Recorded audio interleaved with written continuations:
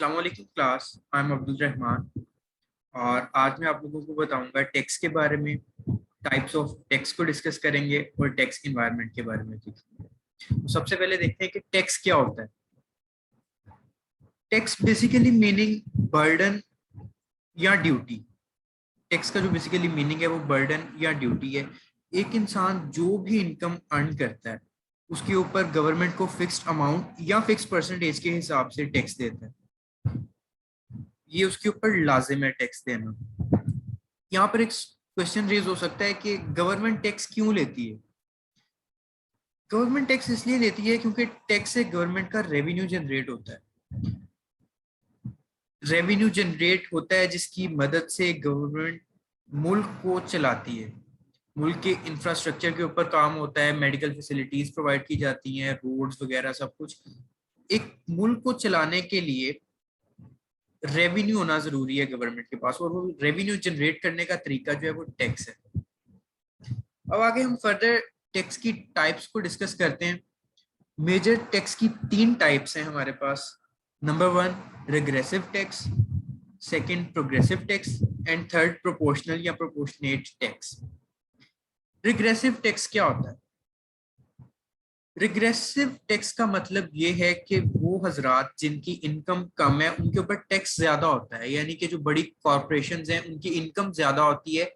उनको गवर्नमेंट की तरफ से ये सहूलतें प्रोवाइड की जाती हैं कि वो ये एक्चुअली गवर्नमेंट की तरफ से जो कंपनीज होती हैं उनकी उनकी फेवर की जाती है कि ज्यादा से ज्यादा कंपनीज लगें, ज्यादा से ज्यादा मुल्क में जो है वो इन्वेस्टमेंट आए। जितनी ज्यादा अर्निंग वो करेंगे उनसे उतना कम टैक्स लेंगे। लेकिन इससे ये होता है कि जो लो इनकम वाले लोग हैं जिनकी अर्निंग कम है उनको टैक्स ज्यादा देना पड़ता है और उनके ऊपर बर्डन जो है वो बहुत ज्यादा बढ़ जाता है। रिग्रेसिव टैक्स का मतलब ये हो गया यानी कि जिनकी इनकम कम होती है उनके ऊपर टैक्स ज्यादा होता है, और जिनकी इनकम ज्यादा होती है उनके ऊपर टैक्स कम होता है। दूसरे नंबर पे आता है हमारे पास प्रोग्रेसिव टैक्स।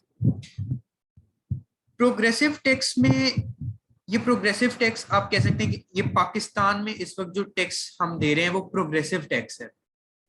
यानी कि जिसकी इनकम ज्यादा है उसको टैक्स ज्यादा पे करना पड़ रहा है, जिसकी इनकम कम है उसको टैक्स कम पे करना पड़ रहा है। जिस तरह पाकिस्तान में जो शख्स 6 लाख तक सालाना यानी 6 लाख पर एनम जो है वो अर्न करता है, इसके इसके अंडर 6 लाख के अंडर उसके ऊपर जीरो टैक्स है उसकी इनकम के ऊपर। और जो 6 लाख से लेकर 12 लाख तक सालाना अर्न करता है उसके ऊपर 2.5 है, एंड इस तरह ही फर्दर सो ऑन जो है वो चलता है। यानी प्रोग्रेसिव टैक्स ये हो गया कि जिसकी इनकम ज्यादा होगी उसके ऊपर टैक्स ज्यादा होगा। Proportional tax third type. Proportional tax एक फिक्स परसेंटेज कर दी जाती है। इसकी मैं आपको एग्जांपल देता हूँ। यानी कि गवर्नमेंट ने फिक्स कर दिया कि हर इंसान वो जितना भी कमाता है उसने अपनी इनकम के ऊपर 5% टैक्स देना। तो वो इंसान जो एक साल में 1 लाख रुपया कमा रहा है वो एक साल के बाद अपने इनकम के हिसाब से 5% के हिसाब से 5,000 रुपये टैक्स देगा। और दूसरी तरफ एक इंसान जो सालाना यानी ईयरली 1 करोड़ रुपए कमा रहा है तो 5% के हिसाब से 5 लाख रुपए सालाना टैक्स देगा।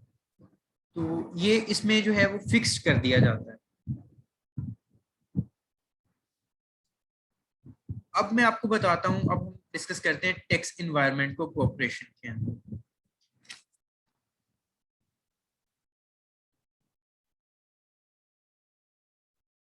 आपके सामने एक टेबल आपको नजर आ रहा होगा, इसमें डिफरेंट कॉलम्स हैं। सबसे पहले मैं आपको उनके बारे में बताता हूँ, कॉलम्स के बारे में। कॉर्पोरेट इनकम टैक्सेस इसके बारे में बताया हुआ। कॉर्पोरेट टैक्सेबल इनकम लिखा हुआ है, ये टैक्स रेट आगे लिखे हुए हैं, टैक्स कैलकुलेशन लिखी हुई है।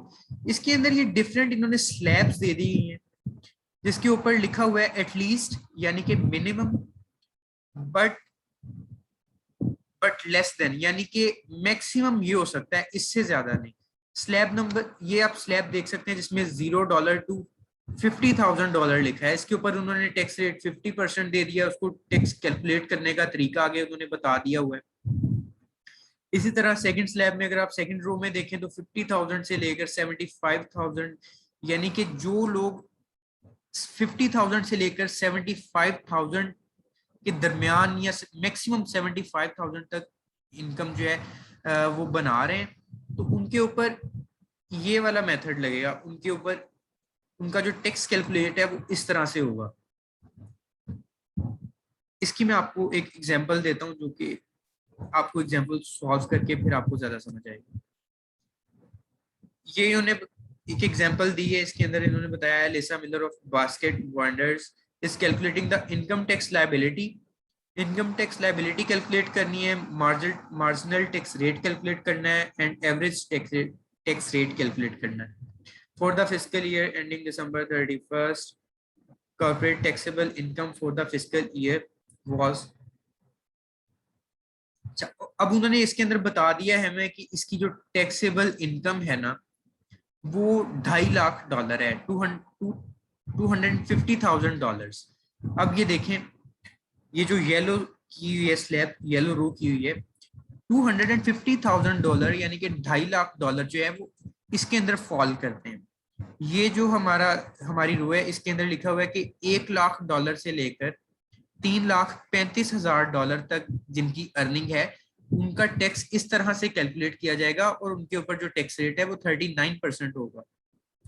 जिस तरह अभी उन्होंने बताया कि $250,000 जो हैं वो इसके अंदर फॉल करते हैं, तो हम एज इट इज इसको लिख लेंगे। अच्छा, ये मैं आपको बता दूं, ये जो INC लिखा है इसका मतलब इनकम है।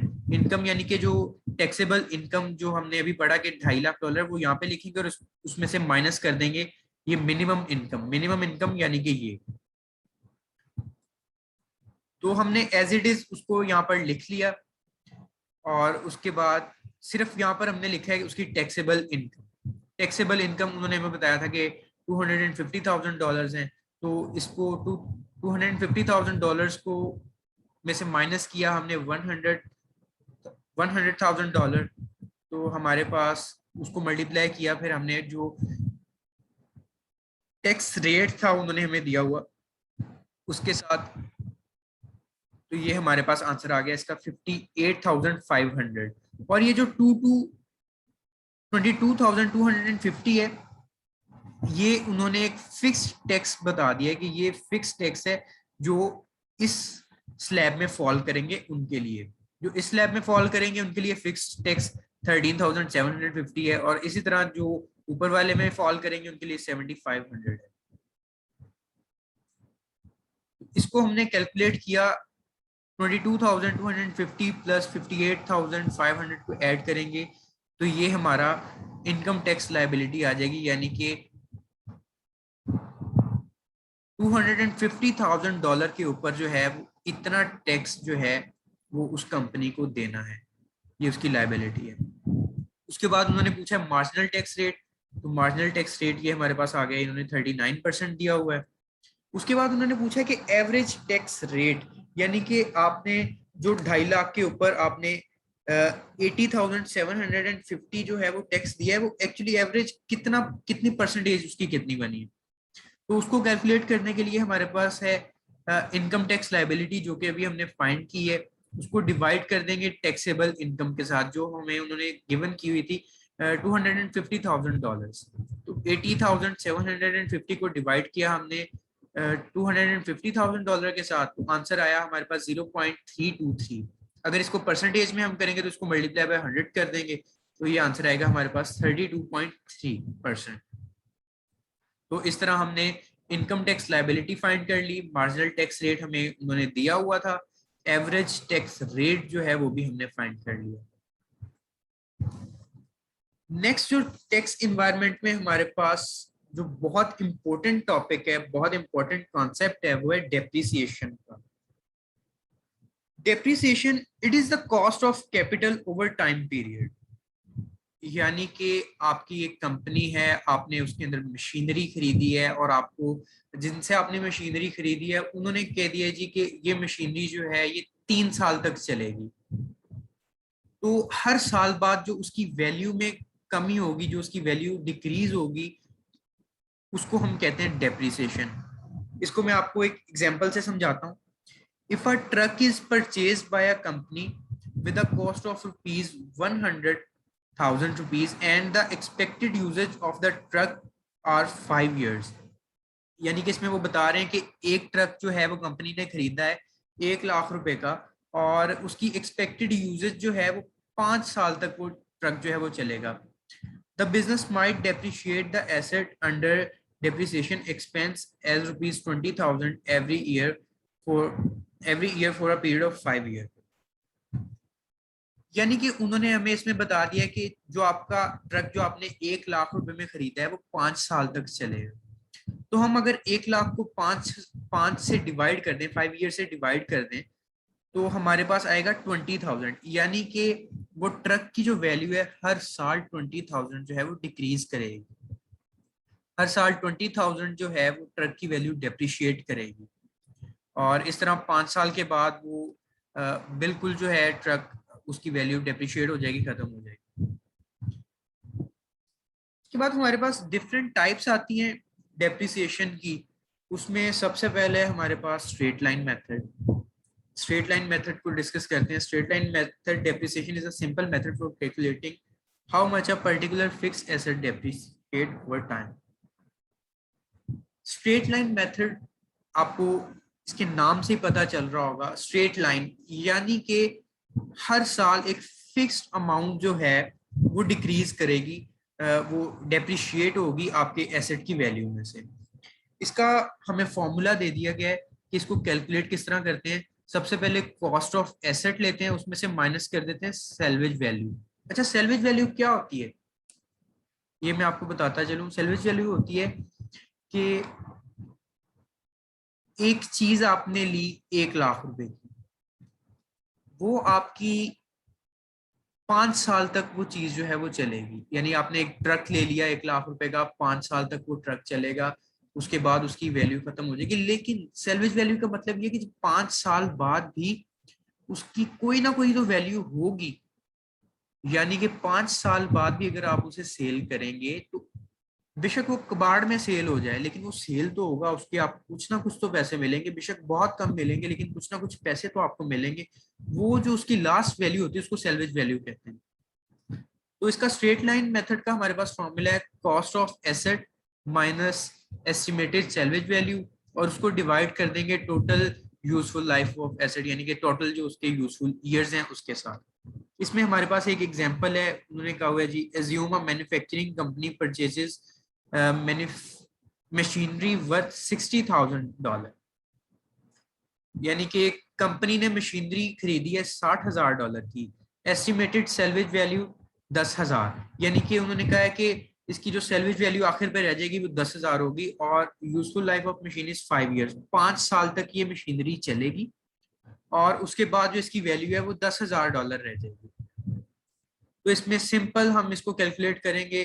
कॉस्ट ऑफ एसेट लिखेंगे, हमारे पास 60,000 की हमने मशीनरी ली है, उसकी सेल्वेज वैल्यू जो है वो 10,000 है, उसको माइनस करेंगे तो हमारे पास आ जाएगा 50,000, $50,000। The company take 50,000 as a depreciation expense every year for the next 5 year. अब जो 50,000 हैं वो उनके नेक्स्ट 5 ईयर तक जो उनकी मशीनरी में डेप्रिसिएशन होनी ना वो है।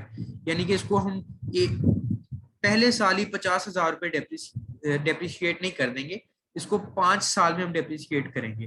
तो इसको फिर हम डिवाइड कर देंगे, 50,000 डिवाइड बाय 5 ईयर लगेंगे उसको डेप्रिसिएशन में। तो इसका आंसर आ जाएगा हमारे पास 10,000।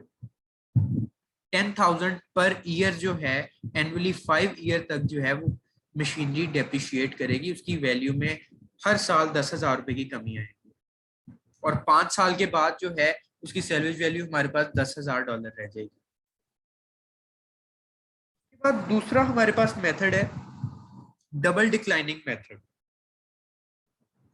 Double declining balance depreciation method is an approach that involves depreciating certain asset at twice the rate outlined under straight line depreciation। इसमें वो बता रहे हैं जी कि रेट जो है ना, इसमें डेप्रिसिएशन रेट वो स्ट्रेट लाइन मेथड से डबल हो जाता है। इसकी मैं आपको एग्जांपल देता हूँ। ये example, suppose a business has bought a machine for $1,00,000, $100,000 They have estimated the machine's useful life to be 8 years with a salvage value of $11,000. इसमें उन्होंने बताया है जी कि एक बिजनेस ने मशीन खरीदी है $1 लाख की, और उसके यूजफुल ईयर्स उन्होंने हमें बता दिए कि वो 8 साल तक जो है मशीनरी चलेगी, और 8 साल के बाद उसकी जो सैलवेज वैल्यू रह जाएगी वो $11,000 रह जाएगी। अब इसमें हमने डेप्रिसिएशन रेट किस तरह कैलकुलेट करना है। डेप्रिसिएशन रेट कैलकुलेट करने के लिए हमने 1/, यूजफुल ईयर्स यानी कि 1/, यूजफुल लाइफ जो है जो मशीन की वो 8 ईयर्स है, 1/8 से डिवाइड करके उसको 100 से मल्टीप्लाई करेंगे। लाइक 1/8 को 1/8 डिवाइड करके 100 से मल्टीप्लाई किया तो 12.5% के हिसाब से जो है वो डेप्रिशिएट होगा। लेकिन हम डबल डिक्लाइनिंग बैलेंस मेथड कर रहे हैं, अगर तो ये स्ट्रेट लाइन मेथड होता तो हम ये 12.5% से जो है उसको डेप्रिशिएट करना स्टार्ट कर देते, लेकिन हम डबल डिक्लाइनिंग बैलेंस मेथड कर रहे हैं तो इसमें ये जो रेट है ये 2 से मल्टीप्लाई हो जाएगा, डबल हो जाएगा। तो इसको हम 2 से मल्टीप्लाई अगर करेंगे तो 2 multiply by 12.5% is equal to 25%। तो फर्स्ट ईयर में उसकी डेप्रिसिएशन हुई, और डेप्रिसिएशन फर्स्ट ईयर में हुई 25,000। अगर $1 लाख को हम 25% से मल्टीप्लाई करें तो $25,000 जो है फर्स्ट ईयर डेप्रिसिएशन हुई। सेकंड ईयर डेप्रिसिएशन जो है वो $75,000 को अगर मल्टीप्लाई करेंगे, ये $75,000 में आपको बताता हूँ क्या किस तरह आया book value. It's an actually book value $1 lakh जो था $100,000, ये हमने मशीन खरीदी थी, जिस प्राइस पे हमने खरीदी वो हमारी बुक वैल्यू थी। आपको मैं नेक्स्ट बताता हूँ ग्राफ से, उस पर आपको ज्यादा क्लियर हो जाएगा। फर्स्ट ईयर जब हमने मशीनरी खरीदी तो उसकी जो वैल्यू थी वो $100,000 थी, वो हमारे पास उसकी बुक वैल्यू थी। एक साल वो मशीनरी चली, उसके ऊपर 25% के हिसाब से जो डेप्रिसिएशन हुई वो 25,000 हुई। अब 25,000 को हम $1 लाख से माइनस करेंगे तो हमारे पास 75,000 आ जाएगा, यानी कि एक साल के बाद, एक साल के आखिर में जो हमारे पास मशीनरी की वैल्यू रह गई वो 1 लाख से $75,000 रह गई, $75,000 रह गई। और जब हम नेक्स्ट ईयर में कैलकुलेट करेंगे तो ये $75,000 को कैलकुलेट करेंगे, क्योंकि जब मशीनरी हमने खरीदी थी तो उसकी वैल्यू जो थी वो $1 लाख थी, लेकिन एक साल यूज करने के बाद उस मशीनरी की वैल्यू $75,000 हो गई। तो नेक्स्ट ईयर जब हम डेप्रिसिएशन जो है उसको कैलकुलेट करेंगे तो हम $75,000 जो है उसको बुक वैल्यू कंसीडर करेंगे।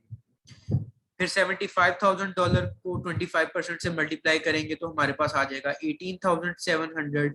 18,750 को जो माइनस करेंगे 75,000 से तो हमारे पास फिर नेक्स्ट ईयर जो बुक वैल्यू आ जाएगी वो 56,250 आ जाएगी।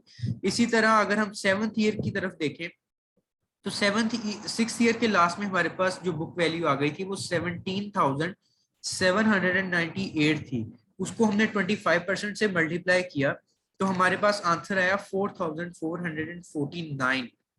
इसको अगर हम इसके 17,798 से माइनस करेंगे तो नेक्स्ट ईयर जो हमारे पास बुक वैल्यू आ जाएगी वो 13,348 होगी। और इसी तरह जो लास्ट ईयर पे 8 ईयर उन्होंने 8 ईयर का कि 8 ईयर वो चलेगी, 8 ईयर के बाद जो हमारे पास लेवरेज वैल्यू बच जाएगी वो 11,000 बच जाएगी।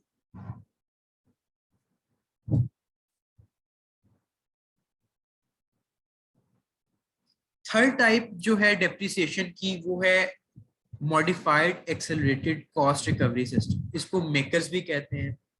It's the tax depreciation system used in the United States to calculate assets depreciation. This system replaced the accelerated cost recovery system ACR 1986 and applies to property placed into service after 1986. Makers जो है ये United state में जो tax calculate करने के लिए या asset depreciation के लिए जो है वो यूज किया जाता है यूनाइटेड स्टेट्स में। इसको मैं आपको बताता हूँ, ये फिक्स्ड रेट दे दिए हुए हैं, परसेंटेजेस दे दी हुई हैं। 3 ईयर में अगर कोई आपकी मशीनरी है या आपने वो डेप्रिसिएशन रेट अगर उन्होंने 3 ईयर का दिया है तो उसमें ये परसेंटेज अप्लाई होगी, 5 ईयर में ये होगी, 7 ईयर में होगी। इसको मैं आपको आगे फर्दर इसको एक्सप्लेन करता हूँ एग्जाम्पल के साथ। एग्जाम्पल हमारे पास आ गई, एक एसेट है, उसकी कॉस्ट ऑफ एसेट हमारे पास आ गई 45,000 का जो है हमने एसेट जो है वो परचेज किया है। उसकी यूजफुल लाइफ जो है वो 3 ईयर्स उसकी प्रॉपर्टी क्लास में आती है। 3 ईयर्स यूजफुल लाइफ है। अब 3 ईयर्स में देखें आपके पास ये दिया हुआ है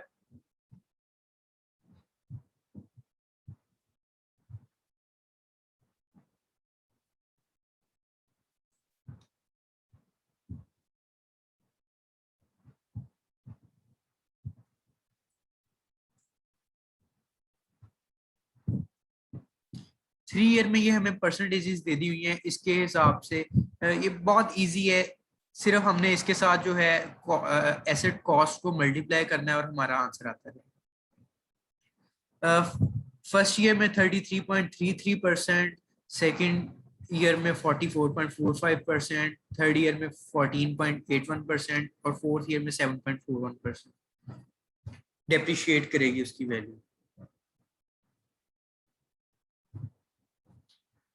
इसमें हमें उन्होंने दे दिया कि कॉस्ट ऑफ एसेट जो है वो 45,000 है, यूजफुल लाइफ जो है 3 ईयर प्रॉपर्टी क्लास है। तो हमने वो रेट्स यहाँ पर लिख दिए 33.33%, जिस तरह अभी मैंने आपको ऊपर दिखाया, और सेकेंड ईयर में 44.45%, थर्ड ईयर में 14.81% और फोर्थ ईयर में 7.41%।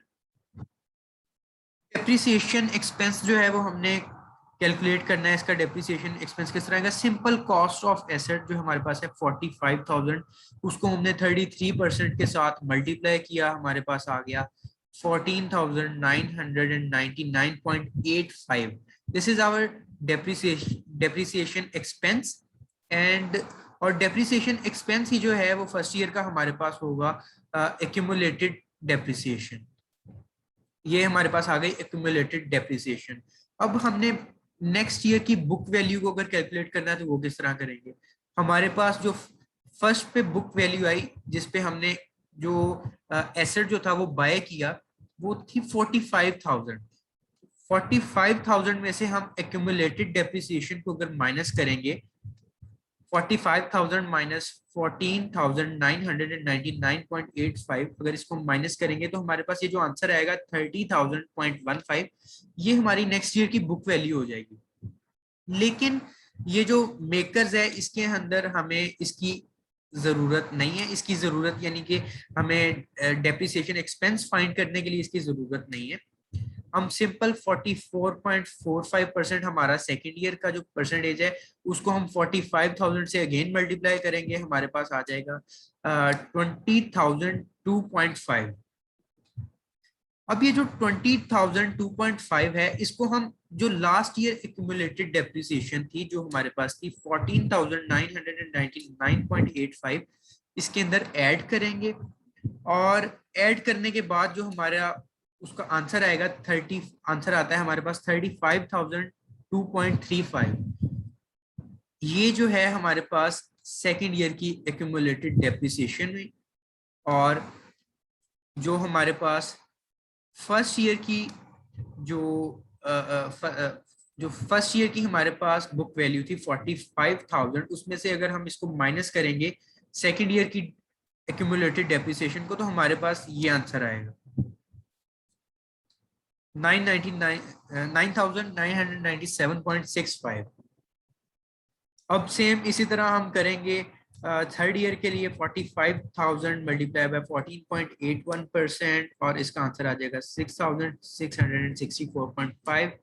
और इसको हम ऐड करेंगे लास्ट ईयर एक्यूमुलेटेड डेप्रिसिएशन में, और हमारे पास आंसर आ जाएगा 41,667। और बुक वैल्यू हमारे पास आ जाएगी, इसको 45,000 से माइनस करेंगे तो 3,333। फोर्थ ईयर में, फोर्थ ईयर हम इस वजह से करते हैं क्योंकि मेकर्स में हमारे पास जो सैल्वेज वैल्यू है ना वो 0 हो जाएगी। हमें 3 इयर्स का उन्होंने लाइफ उन्होंने कहा कि 3 ईयर यूजफुल प्लान है, और 3 ईयर अगर हम यहाँ पे करते, यहाँ पे इसको क्लोज कर देते, तो यहाँ पे इसकी सेल्वेज लाइफ जो थी वो ये आ जाती 3333 उसकी सेल्वेज वैल्यू बन जाती। लेकिन मेकर्स में हम जो है यहाँ पर 0 करते हैं, तो 45,000 को मल्टीप्लाई करेंगे 7.41 के साथ, तो हमारे पास आंसर आ जाएगा 3,333। इसको ऐड करेंगे फॉर लास्ट ईयर की एक्यूमुलेटेड डेप्रिसिएशन में 45,000 आंसर आ जाएगा। 45,000 माइनस 45,000 और यहाँ पे हमारे पास 0 आ गया। अच्छा, यहाँ पर इन्होंने 4 रेट्स दिए हैं, हालांकि हमें 3 ईयर के लिए जो उसकी यूजफुल लाइफ जो थी 3 ईयर्स थी। या आप अगर ऊपर देखें, अगर 5 ईयर उसकी यूजफुल लाइफ उन्होंने बताई है मेकर्स में, तो उन्होंने 6 रेट्स दिए हैं। 7 ईयर बताई है तो 8 रेट दिए हैं, एक एक ज्यादा दिए, ताकि इसमें जो है हम सैलवेज वैल्यू को 0 कर देते हैं लास्ट में। एंड लास्ट में मैं आपको बताऊंगा कि income tax rate in Pakistan, जो कि एफबीआर ने पाकिस्तान में जो एफबीआर है अनाउंस करता है कि किस परसेंटेज के हिसाब से हमें टैक्स देना है। जिस तरह मैंने आपको बताया था कि टाइप्स ऑफ टैक्स में, मैंने आपको टाइप्स ऑफ टैक्स में बताया था कि पाकिस्तान में प्रोग्रेसिव टैक्स जो है वो अप्लाई होता है। तो मैं अब आपको दिखाता हूँ किस तरह। प्रोग्रेसिव टैक्स क्या था? प्रोग्रेसिव टैक्स था कि अगर आपकी इनकम बढ़ती है तो आपका टैक्स बढ़ेगा, अगर आपकी इनकम कम होती है तो आपका टैक्स कम होगा। तो ये इन्होंने बता दिया है कि किस परसेंटेज के हिसाब से। ये ईयरली बताया हुआ है इन्होंने। ईयरली यानी कि जो बंदा ईयरली 6 लाख रुपए तक कमाता है, यानी कि अगर आप इसको मंथली डिवाइड कर लें तो 50,000 बनता है। यानी वो बंदा जो एक साल में 6 लाख या इससे कम पैसे कमाता है, 6 लाख से सॉरी कम, 6 लाख से कम पैसे कमाता है, वो 5,99,999 हो सकते हैं। 6 लाख से जो कम पैसे होंगे उसके ऊपर उसका इनकम टैक्स 0 होगा, कोई उसको इनकम टैक्स नहीं देना पड़ेगा। और दूसरी स्लैब जो है वो हमारे पास है कि जो शख्स 6 लाख से 12 लाख तक फॉल करता है, यानी कि जो इंसान 6 लाख से 12 लाख, यानी कि मिनिमम महीने का 50,000 और मैक्सिमम 1 लाख रुपया महीने का कमा रहा है, सालाना 12 लाख रुपए तक कमा रहा है, तो वो 2.5% जो है वो अपनी इनकम के ऊपर टैक्स देगा। और इसी तरह जो हमारे पास थर्ड स्लैब जो है उसके अंदर लिखा हुआ है कि जो 12 लाख से लेकर 24 लाख तक एनुअली जो अर्न कर रहा है वो 12.5% टैक्स तो देगा ही देगा, वो उसके ऊपर टैक्स इंक्रीज हो जाएगा 12.5%, लेकिन वो एडिशनल 15,000 रुपीज जो है वो भी गवर्नमेंट को देगा। और चौथी स्लैब में हमारे पास है जो शख्स 24 लाख से 36 लाख रुपए तक कमा रहा है, वो गवर्नमेंट को 1,65,000 रुपए देगा और 20% टैक्स देगा। और इसी तरह लास्ट पर देख लेते हैं कि जो 60 लाख से 1,20,00,000 रुपए तक कमा रहा है, वो गवर्नमेंट को 10,05,000 रुपए देगा और साथ में 32.5% टैक्स देगा। ये आप देख सकते हैं कि प्रोग्रेसिव टैक्स है, आपकी इनकम बढ़ रही है आपका टैक्स बढ़ रहा है, आपकी इनकम बढ़ी है आपका टैक्स बढ़ रहा है। लेकिन मेरी नजर में इसका जो ड्रॉबैक है वो ये है कि एक इंसान जो 12 लाख रुपए तक जिसकी इनकम है, 12 लाख रुपए से कम जिसकी इनकम है, वो 2.5% टैक्स दे रहा है। अब आप तीसरी स्लैब में देखें, 12 लाख से 24 लाख उन्होंने बताया हुआ है, अगर एक इंसान 12,20,000 रुपए भी कमा रहा है एक साल में, तो उसके ऊपर भी ये 12.5% जो टैक्स उसको देना पड़ेगा और 15,000 एक्स्ट्रा देना पड़ेगा। तो I think for me it's a drawback. And उम्मीद करता हूँ आप सबको समझ आया होगा जो मैंने बताया। And in last, thank you for watching.